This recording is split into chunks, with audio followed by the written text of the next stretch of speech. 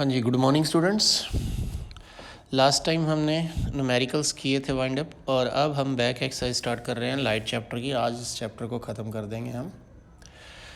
आपकी एनसीईआरटी के according back exercise के अंदर फर्स्ट क्वेश्चन दिया हुआ है, which one of the following material can not be use to make a lens. वो कह रहा है वाटर, ग्लास, प्लास्टिक और क्ले, इनमें से किस मटेरियल से आप बना नहीं सकते लेंस। लेंस का बच्चों मतलब यही है कि ट्रांसपेरेंट सिस्टम जिसके आर पार लाइट जाएगी। दैट मीन्स क्ले मिट्टी के आर पार नहीं जा सकती, अदरवाइज तीनों के आर पार चली जाएगी। दैट मीन्स ये ओड है। फिर उसके बाद क्वेश्चन दिया हुआ है, आप बुक साथ साथ ओपन कर लीजिए तभी आपको समझ आएगा। सेकंड क्वेश्चन में दिया हुआ, the image found by a concave mirror is observe to be virtual, erect and large. अब मिरर है कॉनकेव और इमेज है वर्चुअल, लार्ज और इरेक्ट। और वर्चुअल कब बनती है इसमें? छठे केस में, जब ऑब्जेक्ट कहाँ रखा हो? Between P and F. तो डी ऑप्शन इसका आंसर रहेगा। थर्ड क्वेश्चन है, where should be the object be placed in front of convex lens. अब अगर कन्वेक्स लेंस में कहाँ रखा जाएगा ताकि रियल इमेज बने और साइज ऑब्जेक्ट के बराबर आ जाए? तो twice the focal length, focal length से दुगने वाले के ऊपर अगर रखा जाएगा तो एग्जैक्ट साइज का बनेगा, रियल इन्वर्टेड सेम साइज। तो बी ऑप्शन इसका answer. Sorry.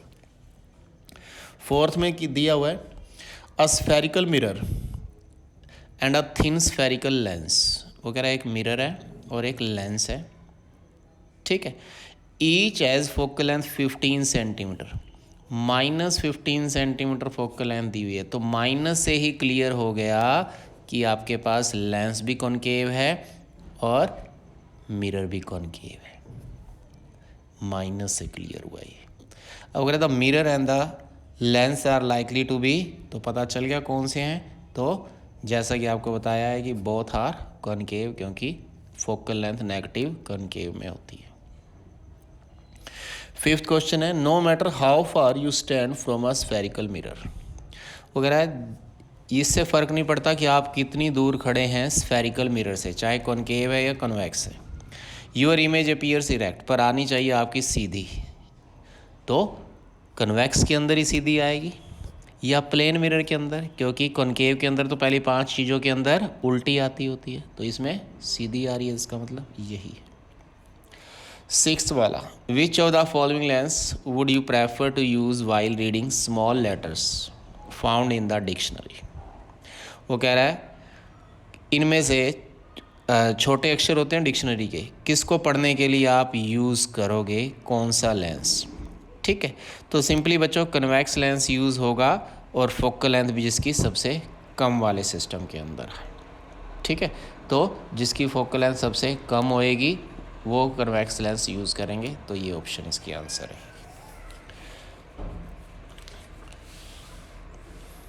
Seventh question verbal वाला है। वो कह रहा है सेवन्थ क्वेश्चन में बुक में से देख लेना, डायग्राम ड्रॉ करना है तो वो आपको करवाया हुआ है, इजी हो जाएगा।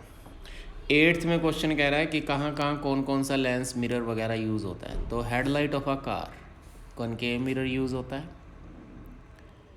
ठीक है। साइड रियर व्यू मिरर जैसे एक्टिवा वगैरह के अंदर लगा हुआ है, कन्वेक्स मिरर यूज़ होता है। सोलर फर्नेस वगैरह क्या होता है, जिसके अंदर रेज ऑफ लाइट को इकट्ठा एक ही जगह पर मिलवाया जाता है ताकि वहाँ टेम्परेचर इंक्रीज़ किया जाए, गर्म किया जाए सरफेस को। तो वो कॉनकेव ही होता है जो एक ही पॉइंट पर आकर रेज को कन्वर्ज करता है। तो ये कॉनकेव मिरर यूज़ करेंगे। ये यूजेस हैं डिफरेंट।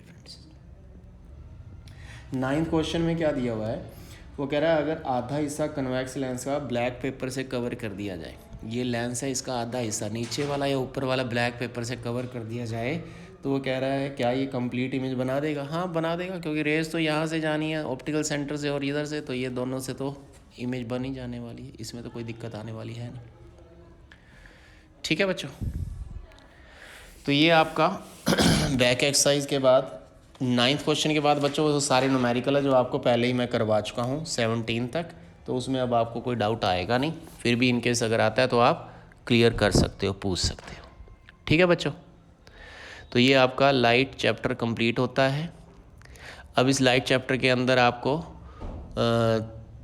थर्सडे को एक छोटा सा टेस्ट दे देना, ठीक है। आपको क्वेश्चन पेपर सेंड कर दूंगा मैं, और उसके अकॉर्डिंग आपने उसके आंसर देने हैं, ठीक है। तैयारी कर लेना थर्सडे को, तो उसके अकॉर्डिंग आप टेस्ट दोगे। 2 लेक्चर होते हैं ना थर्सडे को, तो उसमें 1 लेक्चर में आपका टेस्ट हो जाएगा इस चैप्टर का। That is all for the day. Thank you बेटा, तैयारी कर लेना और कॉपीज़ अपनी कंप्लीट कर दो। इसकी PDF भी बनाकर आपको सेंड कर रहा हूँ मैं, ठीक है।